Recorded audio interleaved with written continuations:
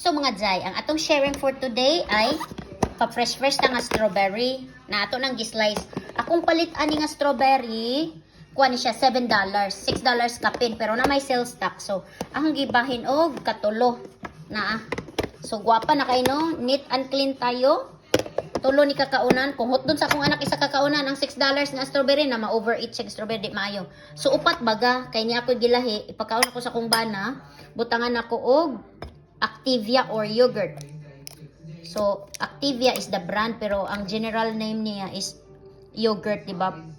Low fat. Dapat nagpalit unta ko atong dili branded ba? So, nga naon lang na nako siya unya, i-mix dayon nako. So, di ba? Aron that way, ingnon ako akong bana makaon karon ma-healthy ka. So, last na ni nga batch sa atong yogurt. Dapat ako gikutsara, no? Pero sige na lang. Kaya nahawid mo kong cellphone. Ako na siyang tilokon. Pero to complete the video, ako na yung ana-ana niya. Ihatag din ako sa kumbana.